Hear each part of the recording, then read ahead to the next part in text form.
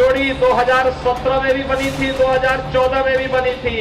उत्तर प्रदेश ने मैसेज दिया है कि इंडिया गठबंधन समाजवादी पार्टी और कांग्रेस पार्टी को हम चाहते हैं। सामाजिक न्याय की बात अखिलेश यादव करते हैं तो कभी उनकी जबान इस तरफ मुसलमान नहीं करता। क्या देश एक ही धर्म का है? क्या दूसरे धर्म के लोगों की इज्जत नहीं है? 2017 में उन दो लड़कों को हराया था विधानसभा में, ये हिसाब चुकता कर लेंगे।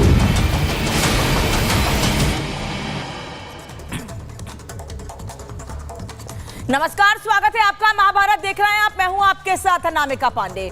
लोकसभा चुनाव संपन्न हुए अभी कुछ दिन ही बीते हैं, महीना भी नहीं बीता है, लेकिन अब उत्तर प्रदेश में उपचुनाव की सुगबुगाहट तेज हो गई है। उत्तर प्रदेश की 10 विधानसभा सीटों पर उपचुनाव होने हैं और किसी भी वक्त ऐलान हो सकता है तारीखों का, जिसको लेकर पार्टियों ने तैयारी शुरू कर दी है। समाजवादी पार्टी, कांग्रेस, भारतीय जनता पार्टी ने तैयारी शुरू तो कर दी है, वहीं दूसरी ओर इस बार एक और चुनौती है इन पार्टियों के सामने, और वो है एएसपी यानी आजाद समाज पार्टी, जो कि चंद्रशेखर आजाद की है, चंद्रशेखर रावण की है।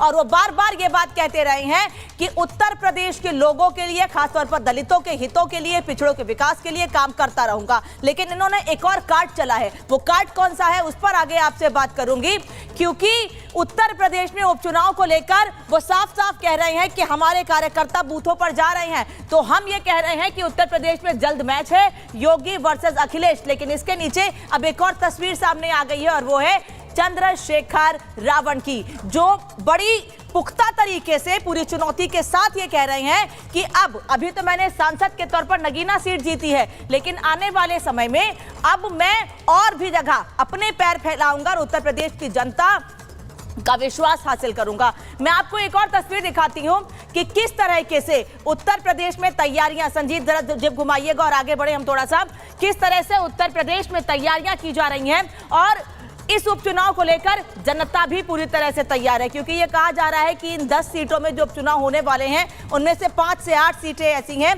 जिसमें समाजवादी पार्टी मजबूत है, और इसीलिए समाजवादी पार्टी कांग्रेस को बहुत ज्यादा सीटें देने को तैयार नहीं है। इसीलिए आज हम ये कह रहे हैं कि उत्तर प्रदेश में 10 सीटों पर उपचुनाव में जंग तेज हो गई है। 2027 की तैयारी पूरी तरीके से हो रही है। मोदी योगी की जोड़ी का कमबैक प्लान रेडी है। अखिलेश राहुल को पटखनी देने पर फोकस है, और ये फोकस है कि कैसे ज्यादातर सीटें जीती जाए और जीतकर डैमेज कंट्रोल किया जाए, क्योंकि उत्तर प्रदेश के मुख्यमंत्री योगी आदित्यनाथ लगातार तैयारियों के साथ साथ बैठकें भी कर रहे हैं। इन 10 में से 5 सीटें फिलहाल समाजवादी पार्टी के साथ हैं, और दावा सपा का यह है कि हम 8 सीटों पर मजबूत है। सपा के गढ़ में सेंध लगाने की कोशिश में है बीजेपी, वहीं योगी के कामों और संगठन के साथ उतर रहे हैं भारतीय जनता पार्टी के नेता। अंदर खाने नाम फाइनल करने में जुटे हुए हैं। उपचुनाव को लेकर तैयारियां तेज हो गई हैं, और इस उपचुनाव के नतीजे 2027 के लिहाज से बेहद अहम रहने वाले हैं। 27 में योगी वर्सेस अखिलेश के लिए ये ट्रेलर है, यानी योगी और अखिलेश के लिए क्या ये ट्रेलर है, या बार बार कहा जाता है, एक शब्द का इस्तेमाल किया जाता है, सेमीफाइनल। लेकिन इसे अभी फिलहाल इतनी जल्दी, क्योंकि 3 साल बाद उत्तर प्रदेश में विधानसभा चुनाव होने हैं, तो ऐसे में अभी से सेमीफाइनल तो नहीं कहा जा सकता है, लेकिन हाँ, इसे ट्रेलर जरूर कहा जा सकता है, क्योंकि ये 10 सीटें सबकी साख का, सबकी दांव पर लगी हुई है, सबकी साख इस बार के चुनाव में, इस उपचुनाव में, और इसीलिए सभी पार्टियां अपनी तैयारियों में जुटी हुई हैं। और उपचुनाव में एम फैक्टर ज्यादा महत्वपूर्ण रहने वाला है। मैंने इसीलिए आपसे कहा कि एक और कार्ड है जिसके बारे में बाद में आपसे बात करूंगी, और वो है ये एम फैक्टर। एम फैक्टर क्या है ये आपको बता देती हूं। उपचुनाव में मुसलमान वोटों पर सबसे ज्यादा फोकस रहने वाला है, जो कि 2022 में भी कहा जा रहा है कि अखिलेश यादव के साथ गया था। विपक्ष की पार्टियां मुस्लिम वोट चाहती हैं, फिर चाहे वो कांग्रेस हो, फिर चाहे वो समाजवादी पार्टी, इसलिए साथ में लड़कर लोकसभा चुनाव लड़ा कि ये वोट इंटैक्ट हो जाए, और उसकी झलक, उसका असर उत्तर प्रदेश में देखने को भी मिला। अखिलेश राहुल को बम्पर मुस्लिम वोट मिले थे इस बार। 2022 विधानसभा में भी समाजवादी पार्टी संग थे मुस्लिम, और इसीलिए 2022 में वोट शेयर समाजवादी पार्टी का अच्छा रहा था। अखिलेश को चुनौती दे रहे हैं आजाद और ओवैसी। क्यों दे रहे हैं? क्योंकि अभी एक बयान सुनाऊंगी आपको आजाद का। ओवैसी तो बड़ी चुनौती मुस्लिम वोटों के लिहाज से हमेशा से रहे हैं, लेकिन आजाद कैसे मुस्लिम वोटर्स को लेकर चुनौती दे रहे हैं, एक बयान आपको सुनाऊंगी अभी। आजाद और ओवैसी दोनों मैदान में अपने उम्मीदवार उतारेंगे, चंद्रशेखर का इशारों में अखिलेश पर हमला है और वो अखिलेश यादव का नाम लिए बिना कह रहे हैं कि बड़े नेता मुस्लिमों की बात नहीं करते हैं। ये आजाद कह रहे हैं, चंद्रशेखर आजाद रावण ये कह रहे हैं कि बड़े नेता, कौन से बड़े नेता, नाम नहीं ले रहे हैं, कह रहे हैं बड़े नेता मुस्लिमों की बात उठाते नहीं है। चंद्रशेखर की दलित प्लस मुस्लिम गोलबंदी शुरू हो गई है और इसीलिए आज हम कह रहे हैं कि क्या ये गोलबंदी समाजवादी पार्टी कांग्रेस को नुकसान पहुंचाएगी, क्योंकि ओवैसी लगातार चुनौती देते रहे हैं इनको। इससे अखिलेश के पीडीए को भी झटका लगेगा, क्योंकि एक तरफ पीडीएम है, एक तरफ पीडीए है और अब चंद्रशेखर भी मुस्लिम वोटों को साधने की कोशिश कर रहे हैं। यानी सपा को एक मुश्त मुस्लिम वोट नहीं मिलेंगे, यानी मुस्लिम वोटों का बिखराव होगा, जिसका नुकसान समाजवादी पार्टी और कांग्रेस को हो सकता है। हालांकि सीधे सीधे हम ये बात नहीं कह रहे हैं, लेकिन हो सकता है ये नुकसान, क्योंकि इसके पहले हमने देखा है कि मुस्लिम वोटर्स कई बार समाजवादी पार्टी और कांग्रेस के साथ रहे हैं, इसीलिए इन्होंने चुनाव में एक साथ ताल ठोकी, जिससे कि और मजबूती से जनता के बीच मैसेज पहुंचा सके। अब मैंने ये क्यों कहा कि चंद्रशेखर रावण समाजवादी पार्टी और कांग्रेस की मुश्किलें बढ़ा सकते हैं, उनका एक बयान सामने आया है। क्या गोलबंदी कर रहे हैं, खुद इस बयान में सुन लीजिए। हिंदू धर्म की आस्था है, 10 दिन कावड़ चलता है, सारे होटल बंद होते हैं, अस्पताल बंद होते हैं। कई बार ऐसा हो कि अस्पताल जाना होता है लेकिन उनका साथ जा नहीं सकते, तो कहीं और को जाते हैं, परेशान होते हैं। लेकिन 20 मिनट अगर ईद वाले दिन नमाज हो रही है तो कह रहे होने नहीं देंगे, ये वहीं पढ़ो, ये वहीं पढ़ो। आप मुझे बताओ, ये सामूहिक होती है, ईदगाह पे होती है, तो सब लोग इकट्ठा होते हैं, तो कह रहे नहीं करने नहीं देंगे, करने नहीं देंगे, ये हो जाएगा वो हो जाएगा। तो क्यों, ये क्या देश एक ही धर्म का है? बिल्कुल नहीं। क्या दूसरे धर्म के लोगों की इज्जत नहीं है? तो सुना आपने चंद्रशेखर आजाद रावण की बात, वो नमाज और कांवड़ यात्रा की तुलना कर रहे हैं। वो ये कह रहे हैं कि अगर कांवड़ यात्रा के दौरान कॉलेज बंद हो सकते हैं, अस्पताल बंद हो सकते हैं, तो अगर 20 मिनट के लिए सड़क पर नमाज होती है तो उसमें दिक्कत क्या है? दिक्कत क्या है ये हम लोगों से ही बात करेंगे, जो मेहमान जुड़ेंगे उनसे मैं जानने की कोशिश करूंगी। लेकिन एक और तस्वीर आपको दिखाती हूं कि उपचुनाव में इस वक्त 3 विपक्ष के दिग्गज भिड़ेंगे। कैसे भिड़ेंगे ये आपको बता देती हूं, क्योंकि चंद्रशेखर आजाद रावण केवल समाजवादी पार्टी कांग्रेस नहीं बल्कि मायावती को नुकसान पहुंचाने के लिए भी पूरी तरह से तैयार है। मुस्लिम पिछड़े वोटर्स के लिए रेस लगेगी। यूपी उपचुनाव में उतरेगी चंद्रशेखर की पार्टी और इस उपचुनाव में उन्होंने साफ कहा है कि हम बूथ बूथ पर जाकर अपने कार्यकर्ताओं को संदेश दे रहे हैं, पार्टी को और मजबूत करने की कोशिश कर रहे हैं। सभी 10 सीटों पर दलित पार्टी दांव खेलेगी और दलितों का वोट अपनी ओर और ज्यादा खींचने की कोशिश करेगी, लेकिन साथ ही साथ मुस्लिम वोटों को भी खींचने की कोशिश कर रही है। वहीं साथ ही साथ चंद्रशेखर ने कहा है कि किसी से भी गठबंधन नहीं है। वो ये कह रहे हैं कि किसी से भी हमारा गठबंधन नहीं है, हमने पहले तो ऑफर रखा था, लेकिन जब कोई इंटरेस्ट नहीं दिखाया गया तो मैं खुद मैदान में उतरा और जनता ने अपार समर्थन मुझे दिया है। अपने दम पर उपचुनाव लड़ेंगे। चंद्रशेखर ये कह रहे हैं कि अपने चुनाव पर अपने दम पर उपचुनाव लड़ेंगे और आजाद के ऐलान से अखिलेश और मायावती हैरान नजर आ रहे हैं, क्योंकि एक तरफ मुस्लिम वोट और एक तरफ दलित वोट। दलित वोटों को तो अपने साथ होने की बात चंद्रशेखर लगातार कहते रहे हैं, लेकिन उनके बयान से इस बार क्या मुस्लिम वोटर्स भी उनकी ओर खिंचे चले आएंगे? और अगर ऐसा होता है तो चुनौती कहीं ना कहीं अखिलेश यादव और कांग्रेस पार्टी के सामने होगी। वोट बैंक खिसकने से बसपा और समाजवादी पार्टी की नींद उड़ गई है एक नए चैलेंज के साथ, क्योंकि रावण इस बार मैदान में है। मुस्लिम वोट, सपा, दलित वोट इस बार बसपा को, हमेशा से बसपा को जाता रहा है। ऐसे दावे किए जाते हैं कि जो मुस्लिम वोट है वो सपा को जाता है और दलित वोट बसपा को जाता है। हालांकि इस बार के लोकसभा चुनाव में ऐसा कुछ दिखा नहीं है, जो दावे हैं वो गलत साबित हुए हैं। इस बार आजाद अकेले लड़े तो दोनों पार्टियों के वोट काट सकते हैं, क्योंकि जब मैं पहले लगातार बार बार आपसे कह रही हूं कि वो दलित वोटों को अपने साथ होने की बात तो कह ही रहे हैं, लेकिन साथ ही साथ मुस्लिम वोटों को रिझाने की कोशिश कर रहे हैं। इसीलिए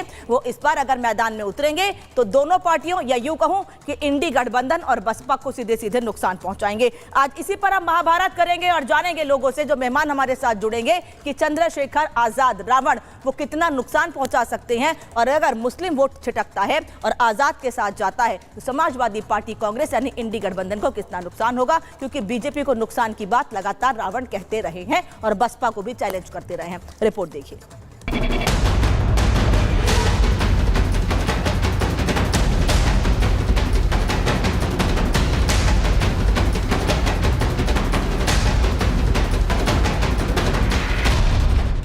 योगी की शख्सियत ही ऐसी है कि विरोधी भी उनके दीवाने हैं।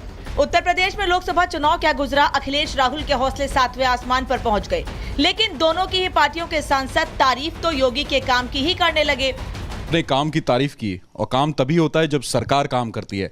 तो सरकार जब काम कर रही है मतलब अधिकारी काम कर रहे हैं।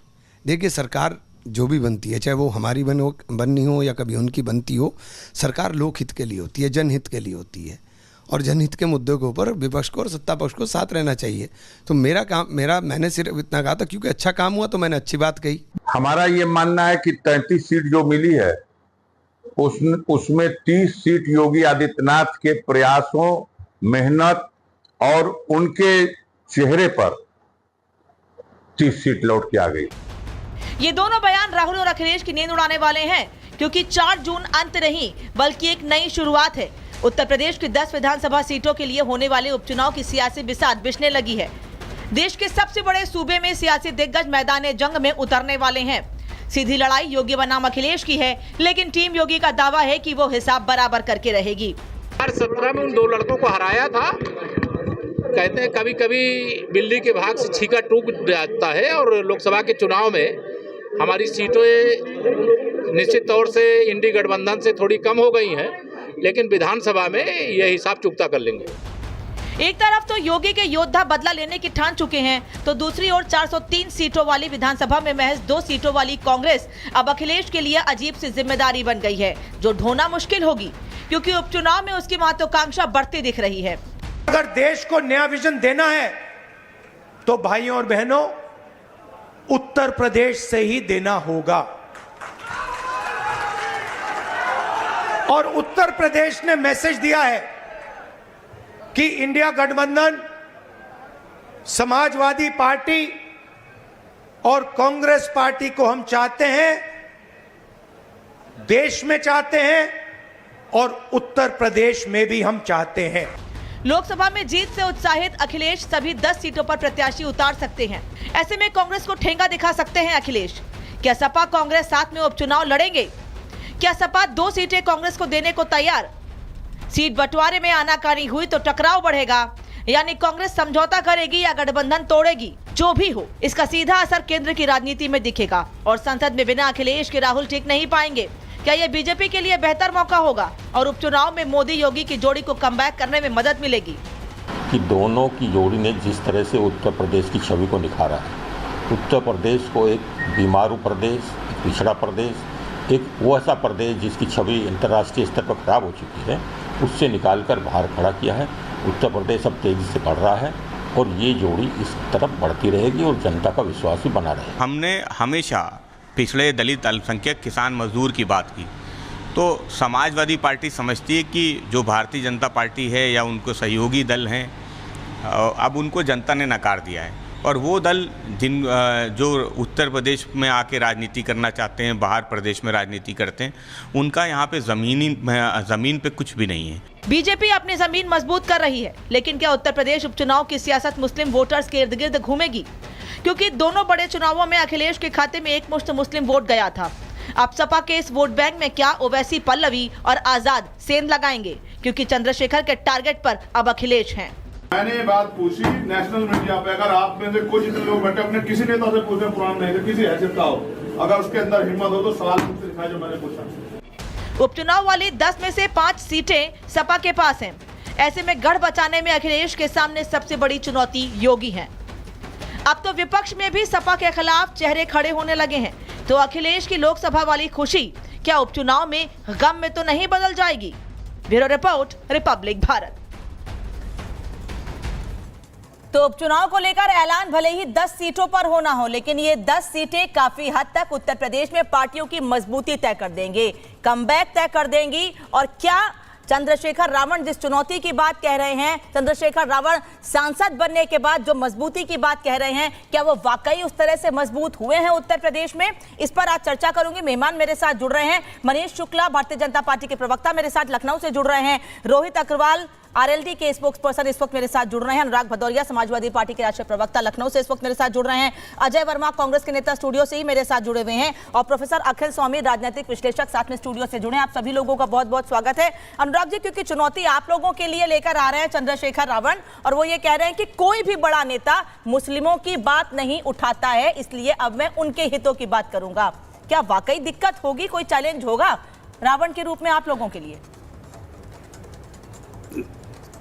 देखिए, अब सवाल यह है कि आपको भारतीय जनता पार्टी को बचाना है, इसलिए आपको ये सब बातें करनी है। सवाल है कि जनता भारतीय जनता पार्टी को नहीं देखना चाहती है। अच्छा, चैलेंज अब भारतीय जनता पार्टी के लिए, उनका अस्तित्व खतरे में है, उन्हें जनता ने नकार दिया। अच्छा है, आपके विश्लेषण में आपने एक बार भी भारतीय जनता पार्टी का नाम भी नहीं लिया, क्योंकि आप भी नहीं चाहते कि बीजेपी जीते, क्योंकि आपने भी अपने विचार से उनको बाहर कर दिया है। अच्छा। अपने विश्लेषण में भी उनको बाहर कर दिया। भाई एक बात, आवाज थोड़ी बढ़ाइएगा, क्योंकि आपको पता है कि अब उनकी जमीनी हकीकत खत्म हो चुकी है, हकीकत ख़त्म हो चुकी, क्योंकि अब बड़ी मुश्किल से उनकी 33 सीटें आई हैं, जबकि सत्ता में हैं। डबल इंजन थी, कभी एक इंजन भाग जाता था, कभी दूसरा इंजन पकड़ में आ जाता था, कभी दोनों इंजन दौड़ते थे, कभी दोनों इंजन गायब हो जाते थे, तो तीसरा सबऑर्डिनेट इंजन काम करता था। तो इनका मतलब मामला ऐसा है कि अब जनता में इनकी कोई छवि बची नहीं है। जिस तरह से पर्चा लीक का मामला आपने देखा, छात्रों के साथ जो अन्याय हुआ, जिस तरह से बारिश में भ्रष्टाचार साफ उजागर हो रहा है, जिस तरह से प्रोग्राम के मंदिर को में आपने देखा पानी भरा, जिस तरह से अयोध्या में आपने सड़क धंसी, तो लोग समझ गए ना।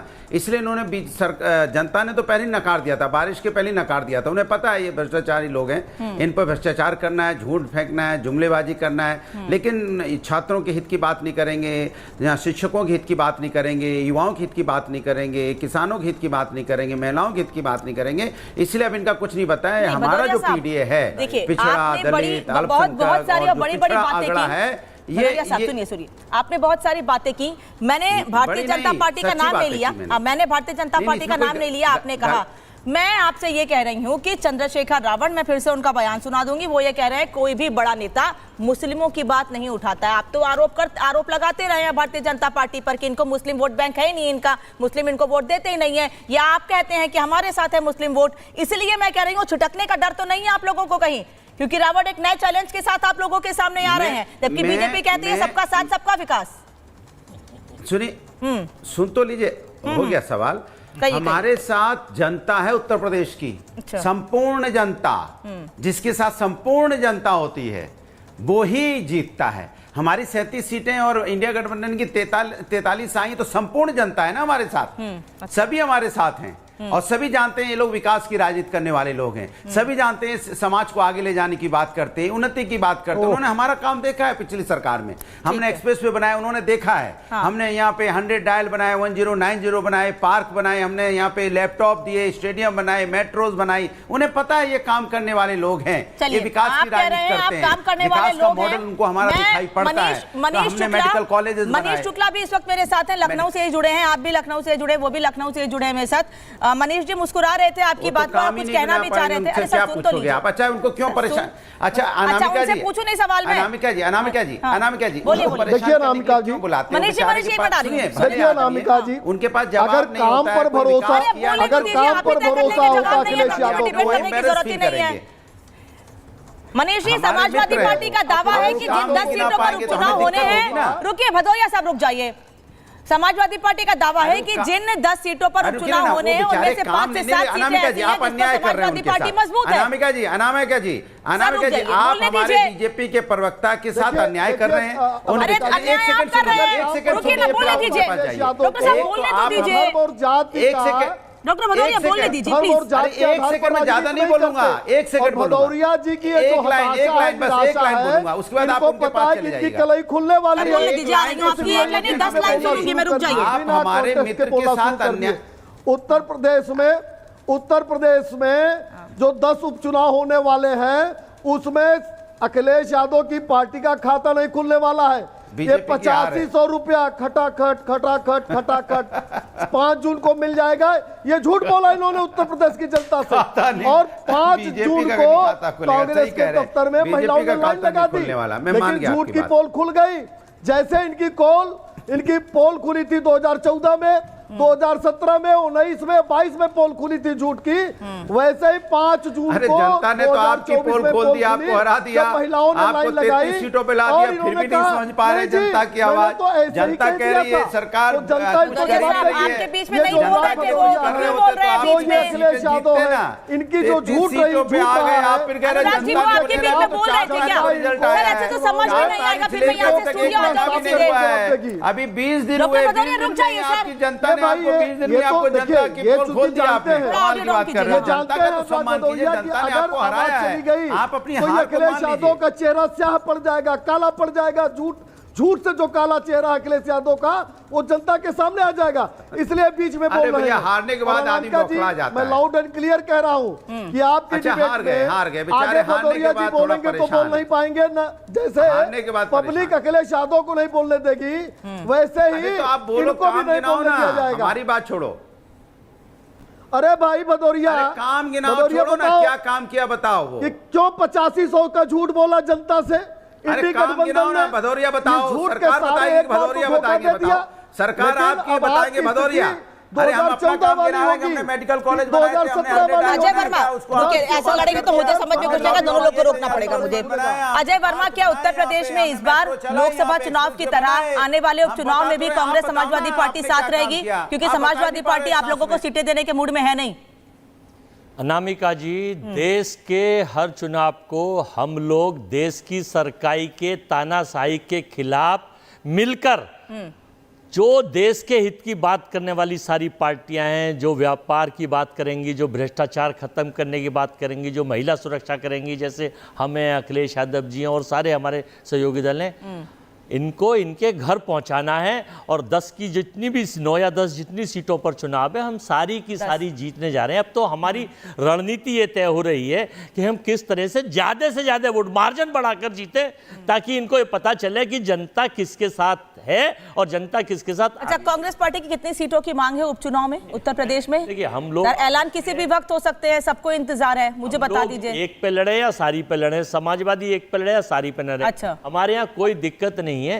ये जो केवल दिखावा है भारतीय जनता पार्टी के सहयोगी चैनल, वही दिखा रहे हैं कि हमारे अंदर है, ये नहीं होगा, वो नहीं होगा। अच्छा, ना हम हिंदू की बात करते ना मुस्लिम की। हम तो अनामिका जी हिंदू, मुस्लिम, सिख, ईसाई, बौद्ध, पारसी भारत के संविधान को लेकर चलते हैं। हम भाजपा के नेताओं की तरह नहीं है कि संविधान को किताब बताएं और संविधान को तोड़फोड़ कर दें, खत्म कर दें, संविधान की बेइज्जती करें। हम मान सम्मान महिलाओं का करते हैं, पहलवान बेटियों का करते हैं, हम नीट के छात्रों को नौकरी की बात करते हैं, हम महिलाओं के, हमने कहा है कि आने वाले कल में उनको सरकार बनेगी तो हम 1 लाख रुपए और देंगे। अब नहीं बनी, कोई बात नहीं। नहीं, रोहित अग्रवाल, अगर ऐसा है तो खुले मंच पर या सोशल मीडिया पर बार बार कांग्रेस के नेता या समाजवादी पार्टी के नेता किसी एक धर्म विशेष या किसी एक वोट बैंक को साधने की कोशिश क्यों करते हैं?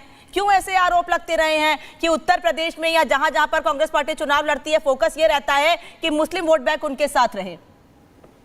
अनामिका जी, स्थिति बिल्कुल साफ है कि चाहे समाजवादी पार्टी हो चाहे कांग्रेस हो, ये ध्रुवीकरण की राजनीति करते हैं। इनको देश के विकास से कोई मतलब नहीं है। इनको देश को धर्म के नाम पे बांटना है, इनको देश को जातियों के नाम पे बांटना है, इनको देश को क्षेत्रवाद के नाम पे बांटना है। इसीलिए ये निरंतर झूठ की राजनीति करते हैं और झूठ की राजनीति के कारण ये विपक्ष में बैठे हैं। आप देखिए कितने बेशरम लोग हैं। अनुराग भदौरिया कैसे हंस रहे हैं, जैसे कि उत्तर प्रदेश के अंदर सीटें ज्यादा ला के इन्होंने सरकार में शपथ ले ली हो। अरे भाई साहब, आपने थोड़ी ना शपथ ली है, शपथ तो मोदी जी ने ली ना तीसरी बार। आपको तो जनता ने विपक्ष में ही रखा है, आप विपक्ष में थे, विपक्ष में हो और विपक्ष में ही रहोगे। जनता का दिल जीता है। बैलगाड़ी हाँक रहे हो ना, आजकल बैलगाड़ी हाँक रहे हो, बैलगाड़ी ही हाँकने लायक जनता ने आपको छोड़ा है और बैलगाड़ी के आगे और कर भी नहीं पाओगे। तो समाजवादी पार्टी कर रही है, कैमरा लेके जाते हो खेत में और वहां पे नौटंकी करते हो,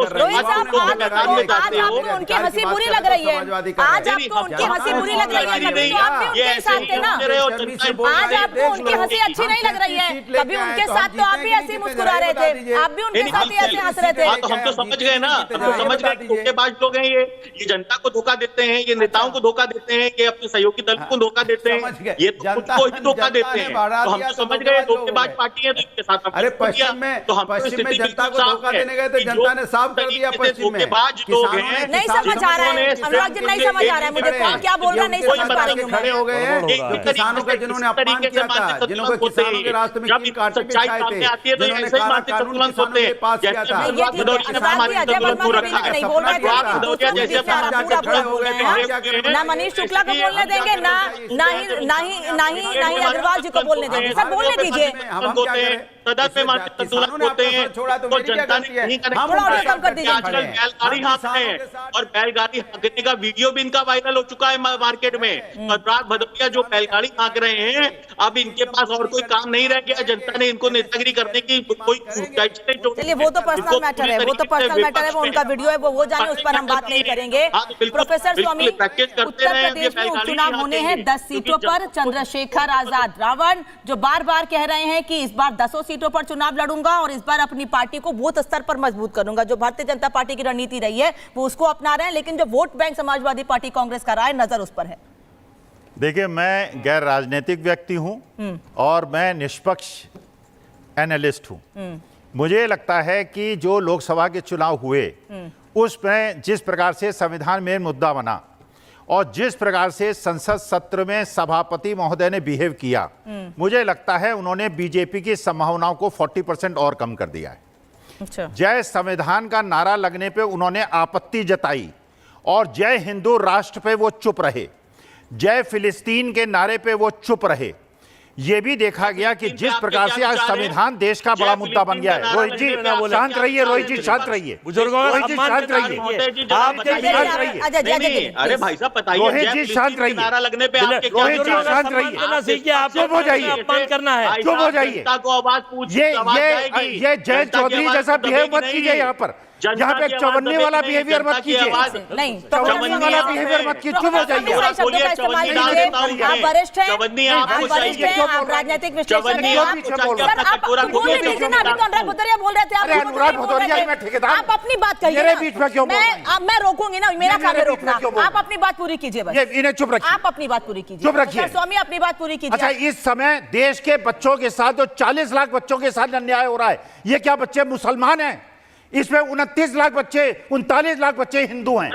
आज के तारीख में यूजीसी नेट ले लीजिए, आज के तारीख में नीट परीक्षा ले लीजिए, आज मेरे बच्चे साथ में, हिंदू बच्चे साथ में, हिंदू मुसलमान का नारा कहां से ले आए? शर्म नहीं आती है? आज की तारीख में आप लोगों ने पिछड़ों के साथ अन्याय किया है, आपने पीडीए के साथ अन्याय किया है, आप मनुवाद स्थापित करना चाहते हैं, आप संविधान को क्या करना चाहते हैं? हम लोग जय संविधान कहेंगे और संविधान को हराने वालों के लिए ब्राह्मण होने के बावजूद मनुवाद नहीं आने दूंगा। स्वामी, आपने पीडीए की बात की, ओम बिरला ने आपने पीडीए की बात की, मैं वही दिखाने जा रही हूँ अभी थोड़ी देर के बाद। आप पीडीए की बात कर रहे हैं, पीडीए के लिए पीडीए से निकली हुई एक नेता चैलेंज है, उसी पीडीए के लिए, पीडीए से निकली हुई, पीडीए से अलग हुई एक नेता पल्लवी पटेल बड़ी चुनौती है। सर ऐसे नहीं हो पाएगी डिबेट। मनीष शुक्ला रुके, प्रोफेसर स्वामी रुक जाइए, मैं बार बार कह रही हूँ चवन्नियों की बात नहीं करता, आप कई शब्दों का इस्तेमाल कीजिए, किसी के लिए भी करिए, लेकिन कई शब्दों का इस्तेमाल कीजिए। आप मुझे ये बताइए, आप पीडीए की बात कर रहे हैं, पीडीए से निकली हुई एक नेता जो पीडीए उन्होंने बनाया, जो ओवैसी के साथ, सर सवाल सुनेंगे, पीडीए से निकली हुई नेता पल्लवी पटेल जो कि इस वक्त ओवैसी के साथ हैं। मैं जरा ग्राफिक्स दिखा देती हूं, उसके बाद आपने पीडीए का जिक्र किया है तो मैं जरा उस पर भी बात कर लेती हूं, क्योंकि उत्तर प्रदेश में इस बार चुनौतियां एक नहीं है। सभी पार्टियां अपनी मजबूती और लोकसभा चुनाव के बाद गठबंधन को अपने और मजबूत करने की कोशिश कर रही हैं। मैं आपको दिखाती हूं कि किस तरीके से योगी, ओवैसी और पल्लवी वर्सेस अखिलेश उत्तर प्रदेश में दिख रहा है। दरअसल अखिलेश की मुसीबत बढ़ाएगा पीडीएम, जिस पीडीए का जिक्र कर रहे हैं उसी पीडीए से निकली हुई पल्लवी पटेल जो पीडीएम दिक्कतें बढ़ाने वाली हैं उत्तर प्रदेश में अखिलेश यादव की, ये सवाल है और इसी सवाल पर आगे मैं चर्चा भी करूंगी। सभी सीटों पर उपचुनाव लड़ेगा पीडीएम, साफ कर दिया गया है कि 10 सीटों पर उपचुनाव लड़ेगा पीडीएम। एक तरफ रावण कह रहे हैं कि 10 की 10 सीटों पर उपचुनाव लड़ेंगे, वहीं पीडीएम यानी ओवैसी और पल्लवी पटेल कह रहे हैं कि 10 की 10 सीटों पर उपचुनाव लड़ेंगे। अखिलेश का पीडीए और ओवैसी का है पीडीएम यानी पिछड़ा दलित अल्पसंख्यक, ये कह रहे हैं अखिलेश, और पिछड़ा दलित मुस्लिम कह रहे हैं ओवैसी और पल्लवी पटेल। पीडीएम यानी पिछड़ा दलित मुसलमान, और उनको साथ लेकर चलने की कोशिश कर रहे हैं। इसीलिए मैं कह रही हूं कि इस बार वोट बैंक में सोनमेनमारी होगी। सर ग्राफिक्स दिखा दो, फिर आ रही हूं, जो कहना हो कहिएगा। ये ओवैसी के लिए, ओवैसी जो है अखिलेश यादव के लिए चुनौती लेकर आ रहे हैं क्या? क्योंकि एक तरफ रावण और अब ओवैसी और पल्लवी पटेल एक साथ 10 सीटों पर उपचुनाव लड़ने के लिए तस्वीर साफ कर चुके हैं। लोकसभा चुनाव में साथ आए थे दोनों, हालांकि बहुत ज्यादा कमाल उत्तर प्रदेश में नहीं दिखा पाए थे और समाजवादी पार्टी को काफी हद तक, कांग्रेस पार्टी को काफी हद तक फायदा हुआ हुआ है, लेकिन सबसे ज्यादा फायदा समाजवादी पार्टी को हुआ है। और उसी कॉन्फिडेंस के बल पर लगातार समाजवादी पार्टी कह रही है कि उत्तर प्रदेश में जिन 10 सीटों पर उपचुनाव होने हैं उनमें से 5 से 7 सीटों पर हम मजबूत हैं। वहीं अपना दल के और AIMIM अब एक साथ चुनाव लड़ेंगे। मैं लगातार आपको बता रही हूं, जिन्होंने PDM एक नया गठबंधन बनाया है। साथ ही मिर्जापुर, फूलपुर, कौशाम्बी में जनाधार है, क्योंकि कौशाम्बी में पल्लवी पटेल मजबूत कही जाती हैं। कौशाम्बी से ही पल्लवी पटेल ने जीत हासिल की थी 2022 के विधानसभा चुनाव में, और उन्होंने सिरातू से केशव प्रसाद मौर्य को हराया था। इसीलिए यह कहा जा रहा है कि पल्लवी पटेल मजबूत हैं इस बार, और इसीलिए उन जगहों पर उपचुनाव होने हैं। ओवैसी के साथ मिलकर वो नुकसान पहुंचाएंगी, वो अखिलेश को भी नुकसान पहुंचा सकती हैं। साथ ही यह भी कहा जा रहा है कि वो योगी आदित्यनाथ की पार्टी यानी भारतीय जनता पार्टी को भी नुकसान पहुंचाएंगी। मुस्लिम पिछड़े दलित वोटों में इस बार बंटवारा होता दिख रहा है, क्योंकि ये सभी लोग नजर लगाकर बैठे हैं, क्योंकि बिहार और उत्तर प्रदेश की राजनीति हमेशा से कही जाती रही है कि जाति के आधार पर आगे बढ़ती है, और इसी जातिगत राजनीति का फायदा उठाने की कोशिश उत्तर प्रदेश में सभी पार्टियां करती हैं। अजय जी, अब अपनी बात कीजिए जो आप कह रहे थे। देखिए, मैं आपको ये बताऊं कि देश की जनता और देश का वोटर समझदार है। वो कलई चढ़ा हुआ नकली चांदी को समझ गया है। वो बीजेपी की बी टीम जो है, जो पूरे देश में सपोर्ट होता है, अगर अपोजिशन का कोई और पार्टी का कोई आदमी कोई भी बात कह देगा, ये तो समझदारी है ही। भाई आप थोड़ा ये जिन्होंने देश का मैं ऐसी डिबेट नहीं करता। अगर आप बीच में बोलेंगे तो आप भी बोल लीजिए। पैदा किया, आप मनीष जी आप बोल लीजिए। चुनाव में बाहर कर दिया है, आप बोल लीजिए। डबल डिजिट में रुके हुए हैं। आपका इतना नाम अगर अजय वर्मा है तो आप भी बोल लीजिए। ऐसा नहीं कि आप लोग नहीं बोलते हैं बीच में तो आप लोग भी बोलते हैं। मैंने तो बताया कि देश की जनता समझदार है, इसीलिए राहुल गांधी और इंडी गठबंधन को सत्ता के बाहर रख रहा है। आप भी बोल लीजिए, आप बोल लीजिए। नहीं, आप बोलेंगे या मैं अनुराग जी के पास जाऊं? बोलूं ना, बोलिए। तो मैं ये बताना चाहता हूं मेरे भाई मनीष जी, आप तो ज्ञानी है, मैं सुन रहा था, आप थोड़ी देर बाद बोल लेना। तो ये जनता तय कर चुकी है। समझदारी को ही मैंने आपको बताया जो आप बता रहे थे। मनीष जी रुकिए, बात पूरी होने दीजिए। मनीष जी, और जो 8500 रुपया खटाखट बोला है, अरे कितनी बीटी में होंगी अजय वर्मा, कितनी बीटी में होंगी? आप ओवैसी पर भी आरोप लगाते हैं, और अब रावण अनामिका जी, अयोध्या में पहली बारिश के बाद पूरे उत्तर प्रदेश के पुलों की हालत, टर्मिनलों की हालत, हवाई अड्डों की हालत, रामनगरी की हालत देख लिए कि भ्रष्टाचार कितनी जड़ घुसे कर बैठा है। कितने अडानी अंबानी और पैदा होने जा रहे हैं ये नहीं पता इस उत्तर प्रदेश में। अनुराग भदौरिया, भाजपा शासन, मैंने पूरी पिक्चर दिखा दी। अजय जी, अब आप कह रहे तो चुप रहिए। अनुराग भदौरिया, मैंने पूरी पिक्चर दिखा दी कि कैसे ओवैसी, पल्लवी पटेल और चंद्रशेखर आजाद रावण दलित और मुस्लिम वोट बैंक में सेंधमारी कर रही है। सर आप ही बोल लीजिए। इनके सांसद प्रज्वल रेवन्ना। अच्छा ठीक है, आप मुझे हटाइए। आज डिबेट अजय वर्मा ही कर रहे हैं, आप ही सवाल पूछेगा फिर, ठीक है? आप अनुराग भदौरिया से भी सवाल पूछिए, सबसे सवाल पूछ लीजिए, ठीक है? मैं चुप हो जाती हूँ। 2019 अनुराग भदौरिया, मनीष जी रुकिएगा। अनुराग भदौरिया, मैंने जो तस्वीर दिखाई है आपने वो देखी है। मैं इसीलिए कह रही हूं कि इस बार ओवैसी, पल्लवी पटेल मिलकर और चंद्रशेखर आजाद रावण जो बार बार ये कह रहे हैं कि दलित और मुस्लिमों को साथ लेकर चलना है, इसीलिए मैं कह रही हूं इस बार आप लोगों को नुकसान हो सकता है। इसीलिए मैं कह रही हूं चुनौती है, और आपके वोट बैंक पे सेंधमारी करेंगे इस बार ये लोग। देखिए, मैंने आपसे क्या बोला, भारतीय जनता पार्टी के प्रवक्ता ने बोला कि इस बार तो रिपोर्ट के लिए बैलगाड़ी पे सवार हो गए हैं ये। बिल्कुल समझ, इसी से समझ लीजिए इनका कोई राजनीतिक आपको 400 पे 240 पे ले आई। समझदार है, वो समझ गई है ये जो पार्टी है जुमलेबाज पार्टी है, ये सिर्फ बोलती है, इनके पास बोल वचन है, किसी की मदद नहीं कर सकती है। ये पार्टी चुप रहने वाली पार्टी, जहाँ अन्याय होता है, किसी भी अन्याय पे खुल के इस पार्टी ने कभी बोला हो तो बताइए। नीट के पेपर को लेके बच्चे परेशान है, 25 लाख बच्चे जिनके अगर करोड़ों फैमिली इतनी परेशान है, बीजेपी के प्रवक्ता उस पर बोलने को नहीं तैयार। मनीष रुकिएगा, अनुराग भदौरिया मुझे ये बता दीजिए, मनीष शुक्ला रुकिए, ये ऑडियो डाउन कर दीजिए मनीष जी का। अनुराग भदौरिया मुझे ये बताइए, चंद्रशेखर आजाद रावण लोकसभा चुनाव के पहले, सुनिए सर सवाल सुन लीजिए, भदौरिया साहब सवाल सुन लीजिए। चंद्रशेखर रावण कहते रहे हैं कि लोकसभा चुनाव के पहले हमने कोशिश की कि हम इंडी गठबंधन का हिस्सा बन जाएं, लेकिन ये लोग ऐसे हैं जिनको अपने पैसों का घमंड है। इनको लगता है कि ये चुनाव केवल पैसों पर लड़ सकते हैं, लेकिन चुनाव जनता के समर्थन से लड़ा जाता है। मैंने ये लड़कर और जीत कर दिखा दिया है। अगर मैं साथ होता तो जीत बड़े पैमाने पर होती, तस्वीर कुछ और होती। वो ये कह रहे हैं, क्यों नहीं साथ लिया आपने उनको? बस हो गया, सवाल हो गया। और कोई स्क्रिप्ट है तो पढ़ लीजिए पहले। मैं स्क्रिप्ट नहीं पढ़ती सर, वो आप पढ़ते होंगे। हम किसी स्क्रिप्ट से नहीं पढ़ते, वो आप पढ़ते होंगे। रट्टा लगाते हैं ना, वो रट्टा आप लगाते होंगे, हम रट्टा नहीं लगाते हैं। सवाल है कि स्क्रिप्ट है, ये बताइए पहले। सर आप लोग रट्टा लगाते हैं, हम रट्टा नहीं लगाते हैं। मुझे लगा कि सवाल पूछने वाले। अगर आपको लगता है कि आपसे सवाल मत पूछूं तो और लोग हैं, मैं सवाल और लोगों से भी पूछ लूंगी, ठीक है? रोहित रुक जाइए, रोहित अग्रवाल रुकिएगा, बोलने दीजिए। स्क्रिप्ट को आप पढ़ रहे हो लगातार, बीजेपी की दी हुई स्क्रिप्ट को आप लगातार पढ़े जा रहे हो। मेरी बात मत बोला करिए ये सारी बातें, है ना? आप स्क्रिप्ट आप लोगों की आदत है, आप राजनीति में भी आरोप लगाएंगे, आप चैनल पे भी आरोप लगाएंगे। कम से कम ये राजनीति का मंच नहीं है और ये आपके लिए भाषण का मंच नहीं है। जो सवाल पूछा है मुझे जवाब दीजिए उसका, बस। स्क्रिप्ट पढ़ रहे हैं आप, ये आपका भाषण का मंच नहीं है। एक दलित का बेटा सदन में पहुंच गया, कोई दिक्कत है ना? अरे सुन तो लीजिए, दलित का बेटा सदन में, रोहित अग्रवाल सुनने तो दीजिएगा। 2004 अभी 4 जून को रिजल्ट आया, अगर आपने 4 जून को रिजल्ट आया, जनता ने, संपूर्ण जनता ने, मैं फिर बोल रहा हूँ, संपूर्ण जनता ने पीडीए में पिछड़ा, दलित, अल्पसंख्यक, अगड़ा जो पिछड़ा है वो भी, रोहित अग्रवाल की आवाज को डाउन कीजिएगा, मुझे अनुराग जी की बात आवाज नहीं आ रही है। सबने मिलकर किसको चुना? समाजवादी को चुना। तो हम कहाँ मना कर रहे हैं सर? क्यों चुना? मैं तो यही पूछ रही हूँ अनुराग जी आपसे, जनता ने आपको चुना, आपने वादा किया जनता के लिए काम करेंगे। मेरा सवाल ये है कि जिस वोट बैंक के सहारे आप लोकसभा चुनाव में उत्तर प्रदेश में 37 सीटें जीत पाए हैं, उसमें सेंधमारी की कोशिश है, क्या उसके लिए तैयार हैं आप?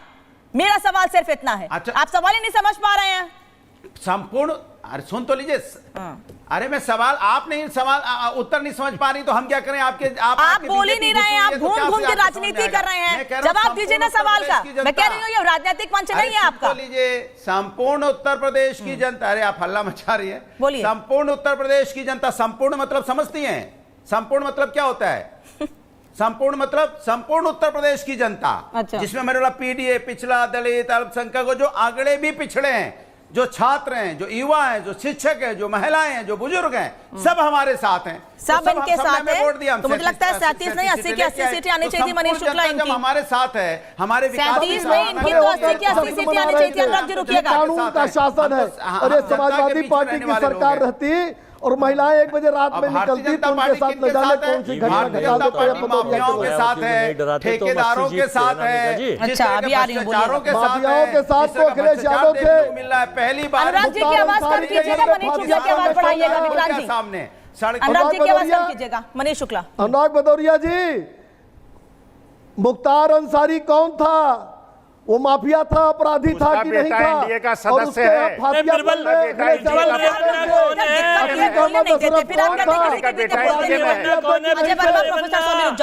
प्रज्वल रेवन्ना, अजय वर्मा, रुक जाइए, बोलने दीजिए।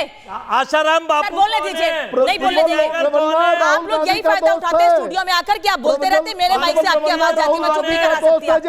मनीष जी की आवाज और तेज आपकी करिएगा। विचारधारा है बलात्कारियों को आप दोस्त है प्रज्वल रेवन्ना।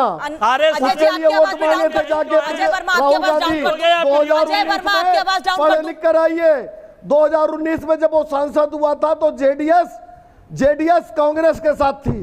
अरे बलात्कार की आज की बात करिए, प्रधानमंत्री नरेंद्र मोदी गए हाथ उठा के, मित्रों अरे भाई प्रज्वल रेवन्ना जो राहुल गांधी का दोस्त है, तो मोदी के हाथ मेटी में क्या किए थे? बताइए, मास रेपिस्ट जिसके 3000 वीडियो बलात्कार किया था, ये सहयोग है? बताइए, ये सारे बलात्कारी भाजपा से हुआ था राहुल गांधी के ऊपर। सेंगर ले लीजिए, बताइए वो क्या घटना थी, जनता जानना चाहते हैं। स्टूडियो से बाहर बैठा हूं, बताइए। अगली बार तय है, अगली बार अजय जी स्टूडियो से बाहर बैठेंगे।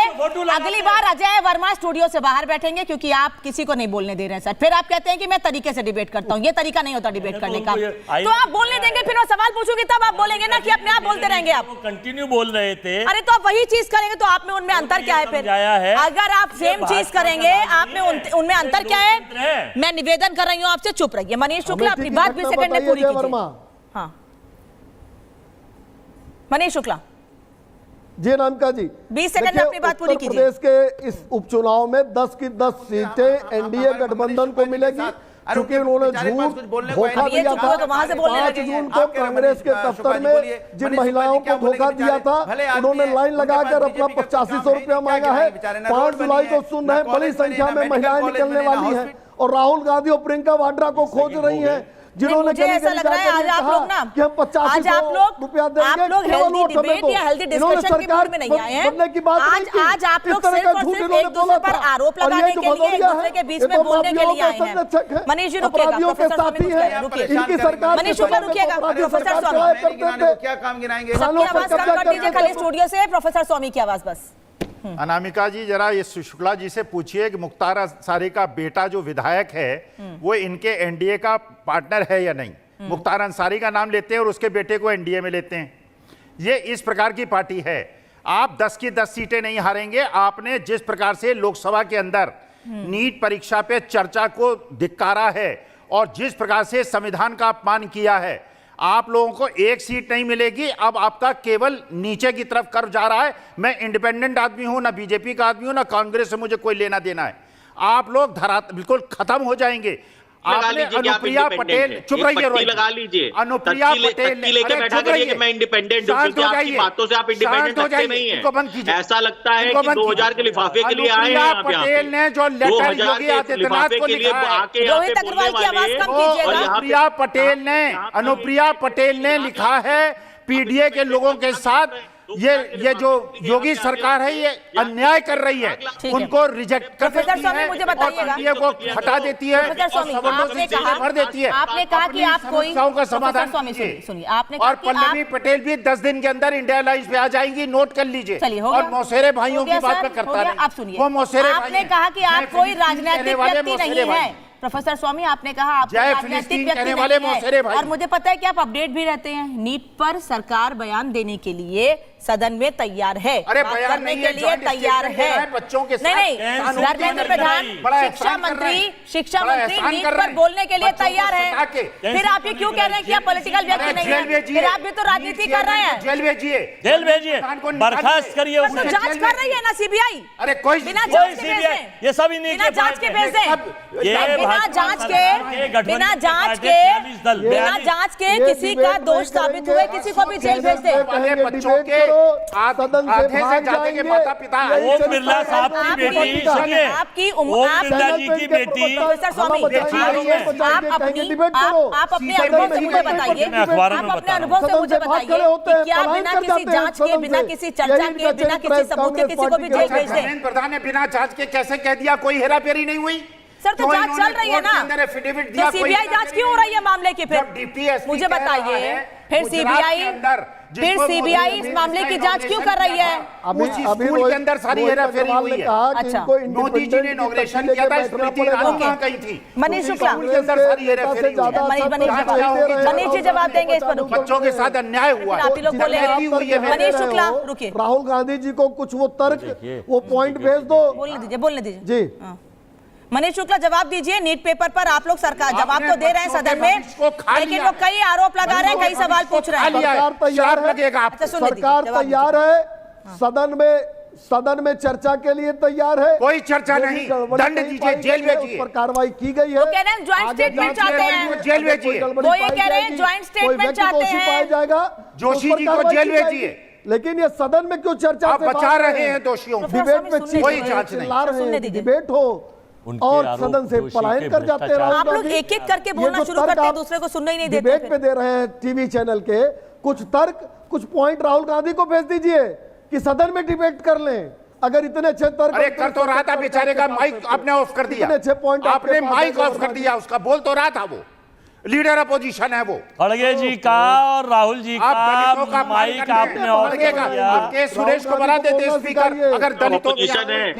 अरे कम से कम मुझे लगता है अजय वर्मा को कम से कम इस पे आपत्ति जाहिर करनी चाहिए। कम से कम राहुल गांधी जी का नाम कम से कम कुछ तो सम्मान से लिखिए। आप सब लोग ऐसे डिबेट नहीं होगी, मैं समय से पहले फिर वाइंड अप कर दूंगी अगर ऐसे बोलेंगे तो। एक एक करके बोलिए। अनुराग जी बड़ी शांति से बैठे, मुझे बहुत अच्छा लगा। रोहित अग्रवाल,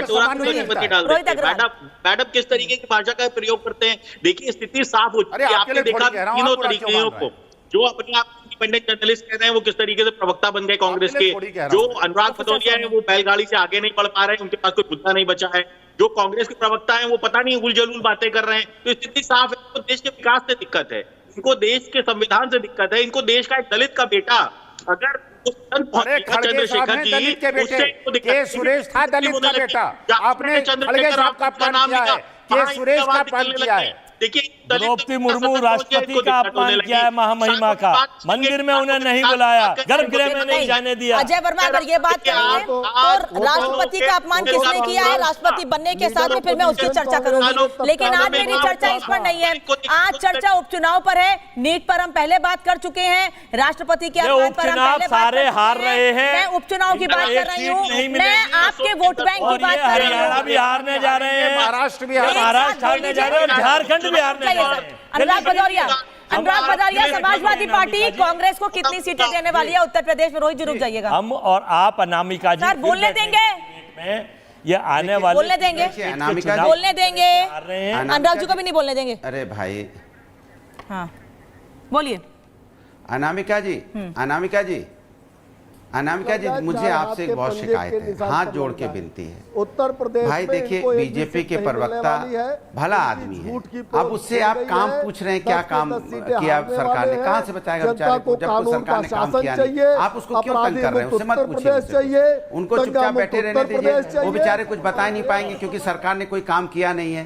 सरकार की पोल बेचारे खोल नहीं पाएंगे, तो उनको तंग क्यों कर रहे हैं आप? बेचारे उनको टॉर्चर कर रहे हैं 3 देर से। आप क्या बताइए? मनीष शुक्ला जी आप बताइए। अब मनीष शुक्ला जी क्या बताएंगे? बताइए। मनीष शुक्ला बताएं कि यहाँ बारिश में यहाँ रोडें टूट गई उत्तर प्रदेश की। मनीष शुक्ला जी बताएं कि यहाँ पानी भरने लगा। मनीष शुक्ला जी बताएं कि यहाँ पे यहाँ पुल टूट जा रहा है। मनीष शुक्ला जी बताएं कि एयरपोर्ट गिर जा रहा है। वो बेचारे क्या बताएंगे? मनीष शुक्ला बताएं कि यहाँ पे पर्चा लीक हो गया, यहाँ 25 लाख बच्चों की भविष्य दिन मटक गया। मनीष शुक्ला बताएंगे करोड़ों परिवार यहाँ पे बर्बाद हो गए। अनुराग भदौरिया, फिर तो आप ये सवाल अगर उत्तर प्रदेश में पूछ रहे हैं, अगर आप उत्तर प्रदेश का मुद्दा उठाएंगे तो आपको दिल्ली की बात भी करनी पड़ेगी सर। 48 घंटे बीत गए हैं, अभी तक दिल्ली के हालात खराब है। हालांकि मैं सर बात नहीं करना चाह रहे थे, मैं बात आज राजनीतिक करना चाह रही थी, मैं उपचुनाव पे बात करना चाह रही थी, लेकिन अगर आरोप लगाएंगे तो सवाल आपसे पूछे जाएंगे। फिर कीजिए। हाँ, आप पानी भरने की बात कह रहे हैं ना, तो दिल्ली की तस्वीर नहीं दिख रही है? नई दिल्ली हाँ दिख रही ना। एनडीएमसी किसके अंडर में आती है? एनडीएमसी दिख रही है। बता दीजिए आप, पूरा लुटियन जो डूबा पड़ा है बीजेपी के हैं दिल्ली में, किसके अंडर? बड़े नेता हैं, उनका दायित्व ज्यादा है। प्रधानमंत्री दिल्ली में रहते हैं, नहीं जानते हैं। न्यू दिल्ली में आप दिल्ली के रहने वाले के बाद भी आप यही बात कह रहे हैं सर, दिल्ली में डेवलपमेंट की जिम्मेदारी सर।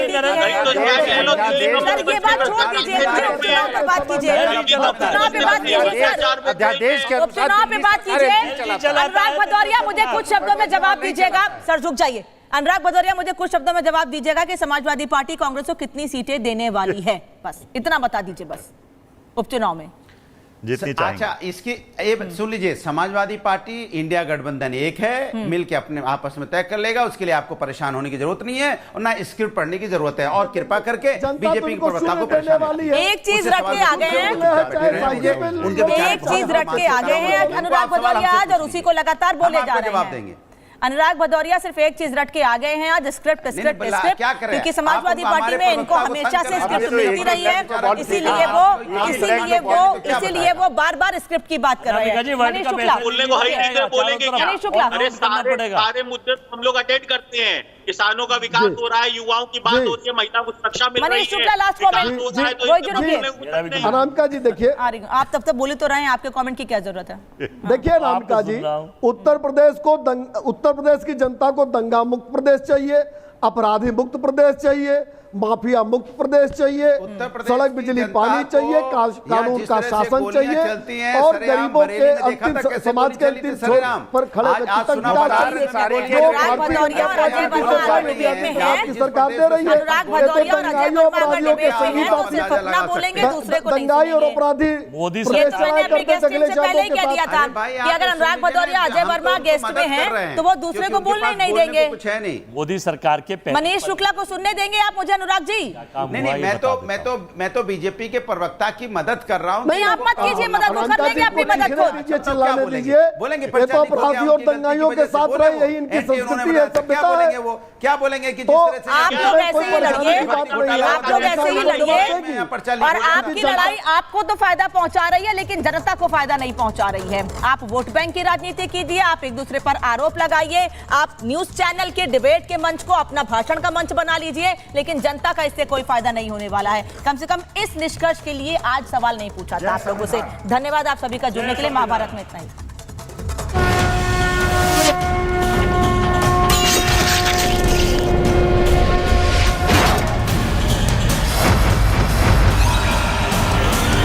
सांसद जी आ रहे हैं उसके बाद